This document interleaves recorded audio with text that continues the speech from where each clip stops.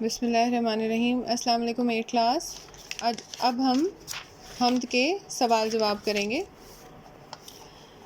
کون سے عمل کے ہونے پر لوگ وہم کرتے ہیں؟ پہلا سوال ہے، شاعر نے حمد میں اس بات کا ذکر کیا ہے کہ جب رات کو آسمان پر کوئی تارہ ٹوٹ کر گرتا ہے اور وہ لال آگ کا جلتا ہوا ٹکڑا نظر آتا ہے، تب کچھ لوگ شک میں مبتلا ہو جاتے ہیں اور وہم کرتے ہیں کہ اس کو دیکھنے کے بعد ہماری خواہش پوری ہوگی، یا کچھ لوگ یہ سوچتے ہیں کہ اس کو دیکھنے کے بعد ہماری خواہش پوری نہیں ہوگی۔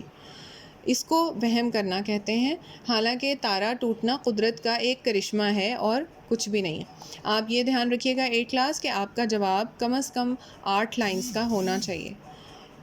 اس کے بعد ہے دوسرا سوال، کن حالات میں شاعر کا جگر قوی رہتا ہے؟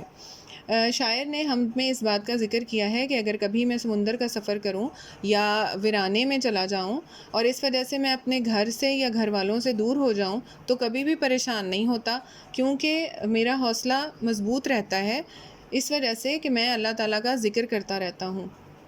اس لیے گھر سے اور گھر والوں سے دور ہونے کے باوجود میں پریشان نہیں ہوتا اور بہادر رہتا ہوں۔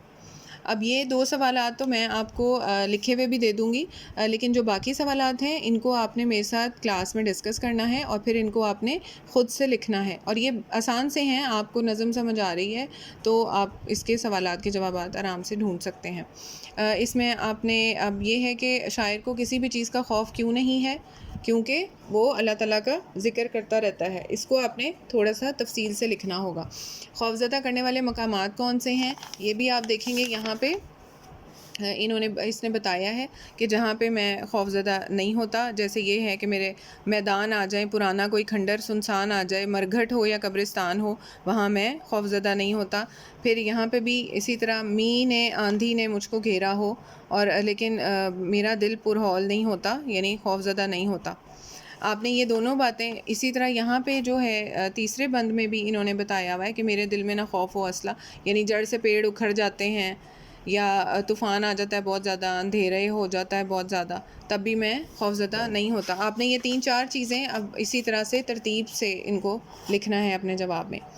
اس حمد کا مطالعہ کرنے کے بعد آپ کے ذہن میں پہلا خیال کیا پیدا ہوتا ہے؟ یہ اب آپ خود بتائیں گے، اس کا میں آپ کو ہنٹ بھی نہیں دے رہی، یہ آپ نے خود سوچنا ہے۔ مجھے یقین ہے 8 کلاس کہ آپ خود سے اس کو بہت اچھا لکھ سکتے ہیں، اور یہ بات کا دھیان رکھیے گا کہ آپ نے اس کو 8 لائنوں کا لکھنا ہے، ٹھیک ہے؟ اس کے بعد اس سے اگلا جو سوال ہے، یہ اس میں جملے مکمل کرنے ہیں، یہ تو آپ کے لیے آسان ہوگا، اس کو آپ خود سے کر سکتے ہیں۔